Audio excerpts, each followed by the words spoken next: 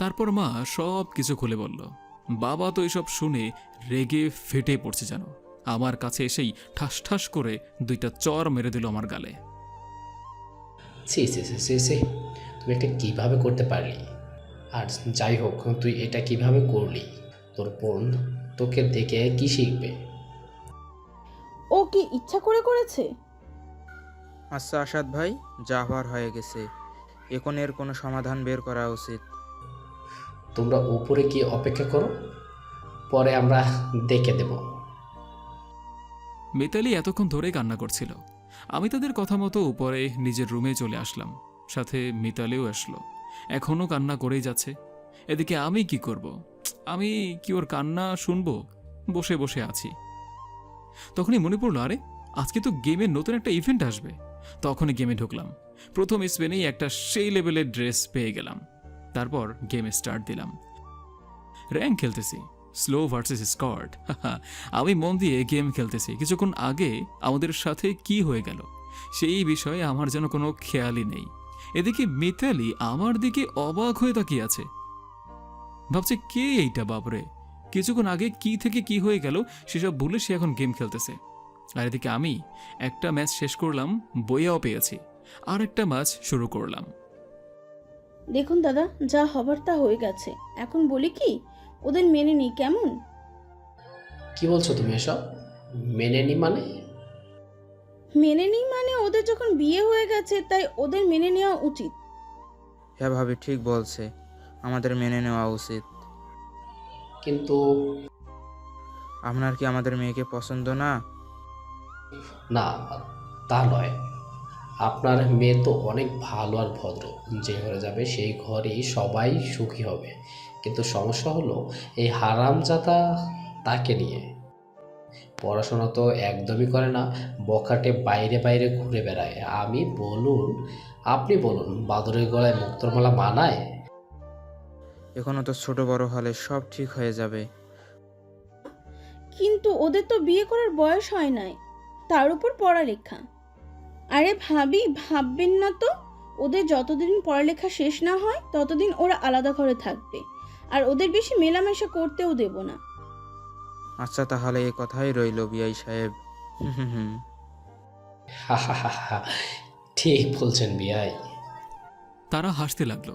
এদিকে আমি আর একটা এনিমি বাকি। গুলোয়াল ফেলে সামনে যাচ্ছি। এনিমি সাকুরা বান্ডিল পরা। আমার মনে হলো কি যেন পেছনে খোঁচাচ্ছে আমার। সেদিকে খেয়াল নেই। আমার এনিমিকে মারতেই হবে। যেই না এনিমিকে মারতে যাব, অমনি কি যেন আমার হাত থেকে মোবাইলটা নিয়ে নিল। সামনে তাকিয়ে দেখি মা ঝাঁটা হাতে নিয়ে দাঁড়িয়ে আছে।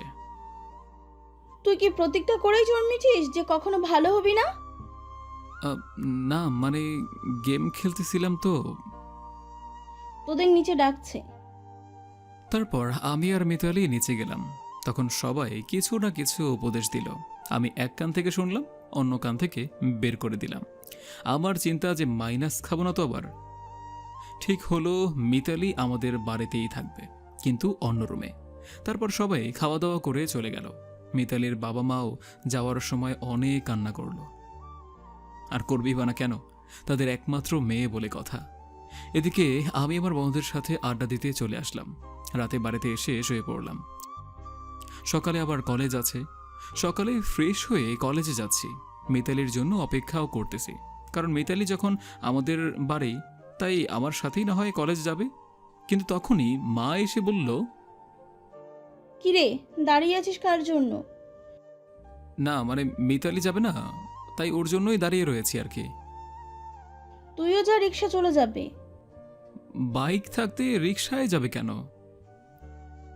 না, ও তোর সাথে যাবে না, আর তোদের যেন বেশি মেলামেশা করতে না দেখি। আচ্ছা, আমি কলেজে চলে আসলাম। তার কিছুক্ষণ পর মিতালিও আসলো। আমি ওর সাথে কথা বলবো বলে দাঁড়িয়ে রইলাম। আর তখনই আমার কাছ থেকেই ও চলে গেল। তখন ওর সাথে কথা বলতে চাইলাম, কিন্তু মিতালি আমাকে ইগনোর করে চলে গেল। আমি কোনো কিছুই বুঝতে পারলাম না। তারপর আমিও ক্লাসে চলে গেলাম। গিয়ে মিতালির পাশে যেই বসেছি, তখনই মিতালি তার সিট থেকে উঠে আর এক জায়গায় বসলো। আমি যখনই মিতালির কাছে বসতে যাব, তখনই ক্লাসের স্যার চলে আসলো। তারপর ক্লাস শেষে মিতালি ক্যাম্পাসে বসে রয়েছে, আমিও। ওর কাছে গিয়ে বললাম, কিরে কি হয়েছে, আমার সাথে কথা বলি না কেন? কি হলো, কথা বলিস না কেন? মামুনি কথা বলতে বারণ করেছে আপনার সাথে। মামুনি? তা আবার কে? আর তুই আপনি করে বলছিস কেন মিতালি? মামুনি হলো আপনার মা, আর আমার মনে হয় আপনার সাথে তুই করে বলার সম্পর্ক আমাদের মধ্যে নেই। এই বলেই চলে গেল।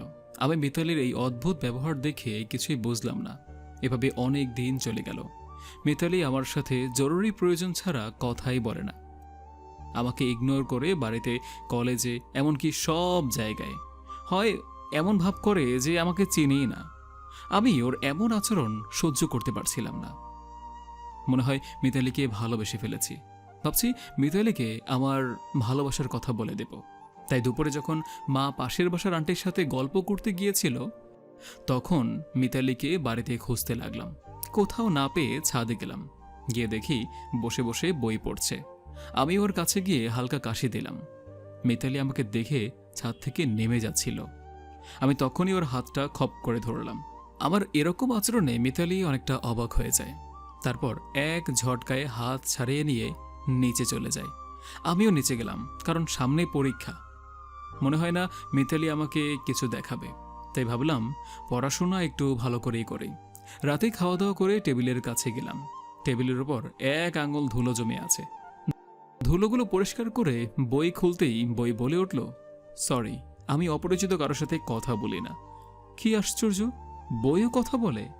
যখন কলম দিয়ে লিখতে যাব, অমনি কলম বলে, খবরদার, আমার অনুমতি ছাড়া আমাকে স্পর্শ করবেন না। তখন পকেট থেকে মোবাইলটা বলে ওঠে, কি জানো, এতক্ষণ কই ছিলা, আমাকে টাইম দাও না কেন? তাড়াতাড়ি গেম ওপেন করো। আমি বই খাতা রেখে আবারও গেম নিয়ে বসলাম। পরীক্ষার আর মাত্র 10 দিন বাকি। মিতালির এমন ভাব আমাকে এখন চেনেই না, কিন্তু বাড়ির সবার সামনে ভালো ভালোই কথা বলে। এমনকি আমার বাড়ির সবাই আমার থেকে ওকেই বেশি ভালোবাসে। পরীক্ষায় পাশ করতেই হবে, যেভাবেই হোক না কেন। এখন মাত্র একটাই উপায়, নকল। অনেক কষ্টে নকল বানিয়ে পরীক্ষা দিলাম। আলহামদুলিল্লাহ, এক সাবজেক্ট ছাড়া সবগুলো সাবজেক্টে ভালো রেজাল্ট করেছি। আর ওদিকে মিতালি কলেজের টপ হয়েছে। বাড়ির সবাই খুব খুশি। আমার রেজাল্ট এখনও বাড়ির কেউই জানে না। বাড়িতে ঢোকার পর কি রে, তোর রেজাল্ট কি? চুপচাপ দাঁড়িয়ে রয়েছি। কি রে, কথা বল। না মানে, ফেল করেছি। কয়টা সাবজেক্ট? একটা বাদে সবগুলাই। আজ তোর বাবা আসুক, তোর খাওয়া বন্ধ। ওকে। তোর মানিব্যাগ দে। কেন? তোর বাইরে খাওয়া বন্ধ। আমি মানিব্যাগ দিয়ে দিলাম। তারপর বাইরে চলে আসলাম।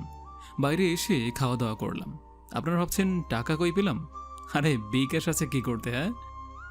কিন্তু মন খারাপ যে ফেল করেছি সেজন্য না, মিতালি আমার সাথে কথা বলে না সেই জন্য।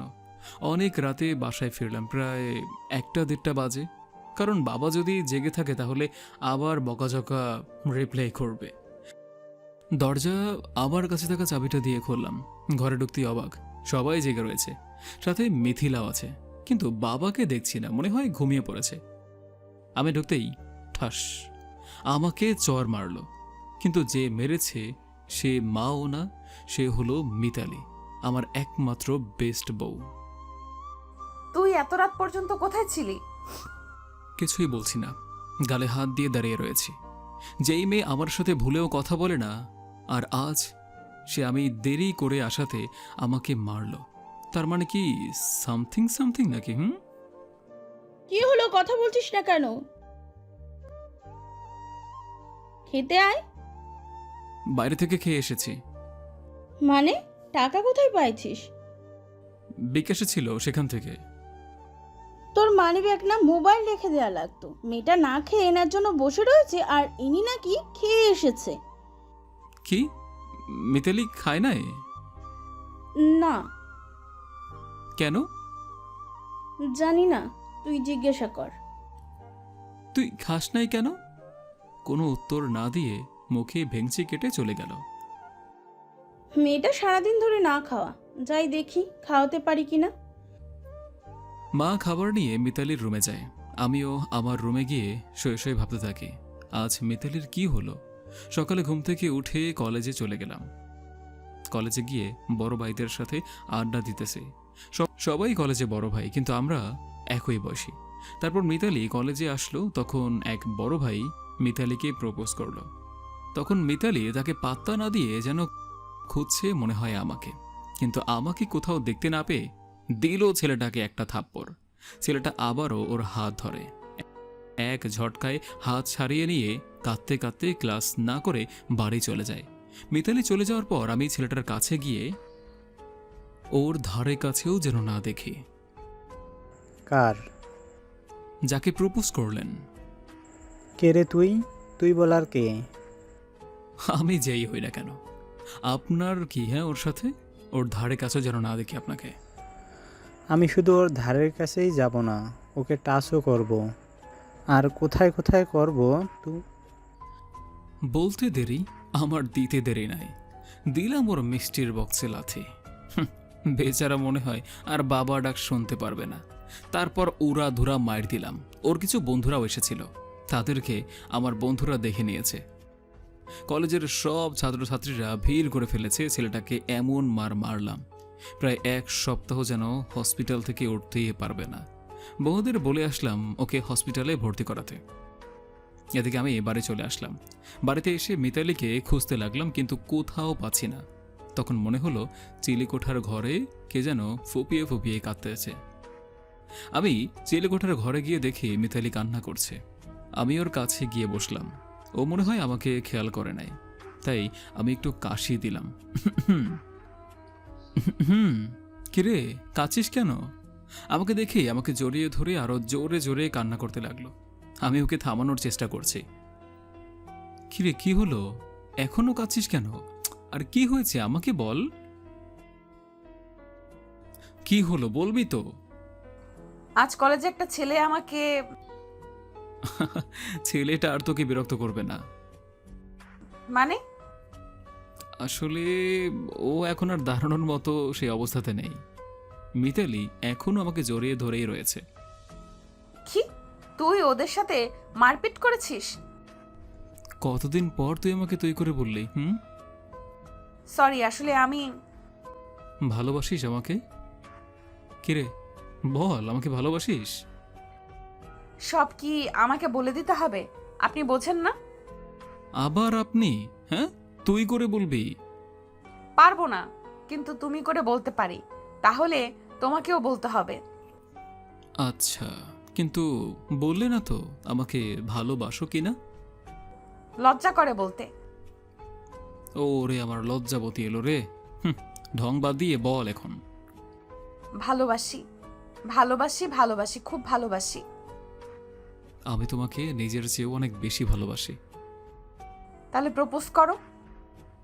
আমি ওর সামনে হাঁটু গেড়ে বসে ফ্লোর থেকে একটা লাঠি কুড়িয়ে নিলাম। প্রিয়, জানি না কিভাবে আমার অজান্তে এই তোমায় কিভাবে ভালোবেসে ফেলেছি। এখন তোমাকে ছাড়া এক মুহূর্ত ভাবতে পারি না। তুমি আমার হাত ধরে বাকি 50 বছর কাটাবে তো? প্রিয়, তোমাকে খুব ভালোবাসি।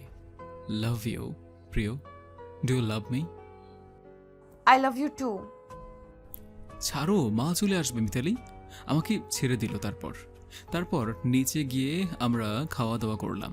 খাওয়ার সময় মিতালি আমার দিকে তাকিয়ে একটু মুচকি মুচকি হাসছিল। সেটা মায়ের চোখ আড়াল হয় নাই। মা কেমন জানি সন্দেহ চোখে তাকাচ্ছিল। এভাবেই আমাদের চলতে লাগলো। বাড়িতে চুপচাপ থাকি, কলেজে গিয়ে চুটিয়ে প্রেম করি। বাড়ি থেকে রিক্সা নিয়ে যায়, তারপর কিছু দূর গিয়ে আমার বাইকে ওঠে। একদিন মা আর বোন নানু বাড়ি যাবে, 2 দিন থাকবে। আমাকে বলে গেল, শোন, মিতালি বাসায় একা থাকবে, তুই বাইরে বেশি ঘোরাঘুরি করবি না। ও একা থাকতে ভয় পায়, মনে থাকে যেন, সাবধানে থাকবি। আচ্ছা। আমি তো বেজায় খুশি। শেয়ালের কাছে মুরগি বর্গা রেখে যাচ্ছে। আহা, মাকে এগিয়ে দিয়ে আসলাম। বাড়িতে এসে মিতালিকে খুঁজছি, দেখি ছাদে বসে বই পড়ছে। আমি পেছন থেকে গিয়ে জড়িয়ে ধরলাম। আচমকা ধরায় একটু ভয় পেল।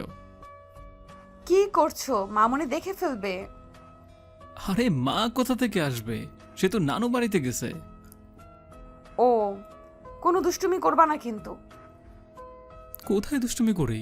তোমার ঠোঁট দুটো অনেক সুন্দর। আমি ওর ঠোঁটের দিকে এগিয়ে যাচ্ছি। না না, একদম না। আর বলতে দিলাম না, ঠোঁট দুটো এক করে দিলাম। একটু পরে মিতালিও রেসপন্স করছে। প্রায় 5 মিনিট পর ছেড়ে দিলাম। দুজনেই হাঁপাচ্ছি। মিতালি তো লজ্জায় মাথা নিচেও করে আছে। তারপর মিতালি ছাদ থেকে নিচে নেমে যায়, আমিও তারপর নিচে নেমে আসি। মিতালি লজ্জায় আমার দিকে তাকাতেই পারছে না। এভাবেই 2 দিন কেটে গেল। আজ মা বাড়ি ফিরেছে। কিরে, আমার ব্যাগ হাত চাচ্ছিস কেন? তুমি কিছু আনো নাই? তুমি বাবা এখন আর ছোট নয় যে তোমার জন্য কোথাও গেলে কিছু আনতে হবে। এভাবেই কাটতে লাগলো আমাদের দিনগুলো। মিতালির দুষ্টু মিষ্টি ভালোবাসা খুনসুটি নিয়ে আজ লাস্ট পরীক্ষা। এই কদিন ভালোভাবে পড়াশোনা করেছি, মনে হয় কোনোভাবে পাস ঠিকভাবে করতে পারবো। তারপর আমাদের ভার্সিটি লাইফ মোটামুটি ভালোভাবে পরীক্ষা দিলাম, পাশ করলাম। কেটে গেল 2 বছর। আমার প্রতি মিতালির ভালোবাসা বেড়েই চলেছে। আজ আমাদের বাড়িতে অনুষ্ঠানটা আমাদের বিয়ে উপলক্ষে। আজ থেকে আমরা একসাথে থাকার লাইসেন্স পাবো আর কি। আমাদের আবার বিয়ে হয়ে গেল। মিতালি বাসর ঘরে বসে রয়েছে, আমি গেলাম ভিতরে। মিতালি এসে আমাকে সালাম করলো। আমি তাকে উঠিয়ে বুকে জড়িয়ে নিলাম। ওই, কি? আমার একটা বেবি লাগবে। আচ্ছা, কাল বাজার থেকে নিয়ে আসবো। দূরে যা আমার কাছ থেকে, ভুলেও খেতে আসবি না। আরে আমি তো মজা করছিলাম। রাখ তোর মজা, আমাকে একদম টাচ করবি না। আরে আমাদের বেবি আনতে হবে না? না, লাগবে না। আমার তো লাগবেই। আর বলতে দিলাম না, লাইট অফ হয়ে গেল। বিশেষ দ্রষ্টব্য, আমি কিছু জানি না, আমি এখনো বাচ্চা। নিজ দায়িত্বে বুঝে নিন, ঠিক আছে? সকালে মিতালি তার ভেজা চুল দিয়ে আমার ঘুম ভাঙিয়ে দিল। গোসল করে আসো। আমি গেলাম গোসল করতে। তারপর গোসল সেরে এসে দেখি মিতালি আয়নার সামনে দাঁড়িয়ে আছে, তার চুল ঠিক করছে। আমি পেছন থেকে জড়িয়ে ধরলাম, ওর চুলে নাক ডুবিয়ে দিলাম। মিতালিকে আমার দিকে ফিরিয়ে নিলাম। মিতালির শ্বাস প্রশ্বাস যেন ঘন হয়ে আসছে, ওর ঠোঁট কাঁপছে। এদিকে আমি আর লোভ সামলাতে পারলাম না। 2 মিনিট পর ছেড়ে দিলাম।